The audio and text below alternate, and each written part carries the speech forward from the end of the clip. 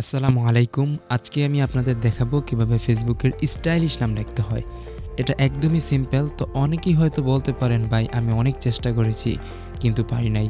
তো আজকে আমি আপনাদের যেই পদ্ধতি দেখাবো সেটা 100% কাজ করবে। কোনো রকম VPN বা অন্য কোনো কিছুরই প্রয়োজন পড়বে না। তার আগে আপনাদের একটা স্টাইলিশ নাম দেখিয়ে নিই। তো এটা আমি আপনাদের দেখাতে চাইছিলাম যে এটা কিভাবে তৈরি করতে হয়, কিন্তু আমি এটার মধ্যে কোনো স্টাইলিশই দেখতে পেলাম না। এজন্য আমি এটা দেখাতে চাচ্ছি না।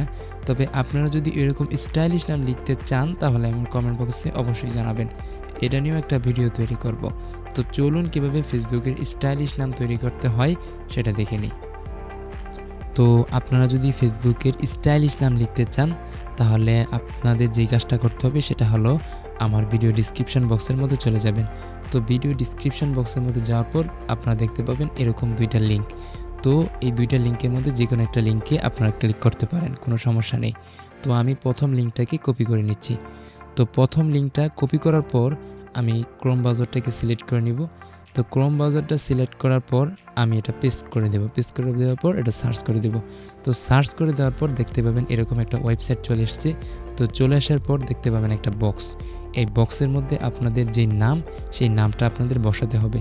তো যেহেতু আমার নাম মাহাদি হাসান, এজন্য মাহাদি দিয়ে দিলাম। মাহাদি হাসান। তো আপনার ইচ্ছা করলে এখানে এই জায়গায় ক্লিক করলে আপনাদের এটার স্টাইলিশটা একটু পরিবর্তন হবে। নামের যে স্টাইল সেই স্টাইলটা পরিবর্তন হবে। আবার যদি নিচে ক্লিক করেন, যদি আপনি এই একটা স্টাইলের উপর আরও 2-3 বার যদি ক্লিক করেন তাহলে আরও অনেক পরিবর্তন হবে। এই যে এরকম যদি আপনি 2-3 বার যদি ক্লিক করতে থাকেন তাহলে কিন্তু স্টাইলটা আবার পরিবর্তন হতে থাকবে। এভাবে যদি আপনি ক্লিক করেন তাহলে স্টাইল পরিবর্তন হতে থাকবে।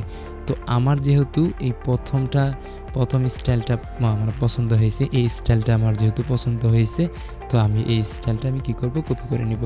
তো এই জায়গায় আমি কি করলাম, কপি করলাম।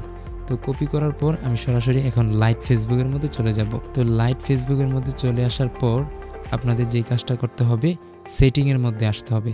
সেটিংয়ের মধ্যে আসার পরে দেখতে পাবেন পার্সোনাল ইনফরমেশন, এই জায়গায় আপনাদের ক্লিক করতে হবে।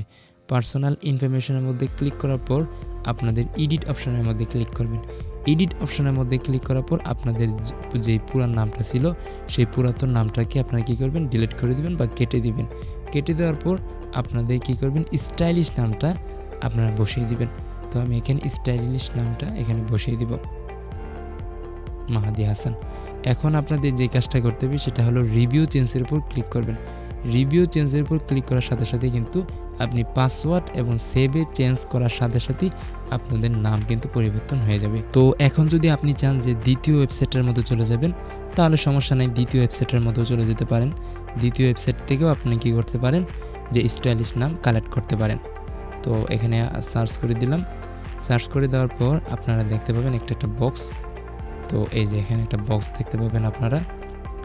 তো এই নামটা আমি কেটে দিলাম। কেটে দেওয়ার পর আপনি আপনার নাম বসাবেন, মাহাদি হাসান। তো মাহাদি হাসান লেখার পর এখানে আপনারা দেখতে পাবেন একটা কনভার্ট, এখানে আপনারা কনভার্ট দেখাতে পাবেন। তো এটার উপর আপনারা ক্লিক করবেন।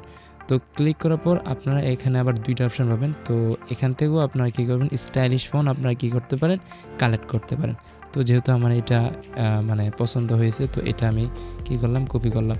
কপি করার পরে যে কাজটা করতে হবে সেটা হলো যে পার্সোনাল ইনফরমেশনের মধ্যে আবার ক্লিক করতে হবে। তারপর এডিট অপশনের মধ্যে ক্লিক করে তারপর রিভিউ চেঞ্জের মধ্যে ক্লিক করার সাথে সাথে কিন্তু আপনার নামটা পরিবর্তন হয়ে যাচ্ছে।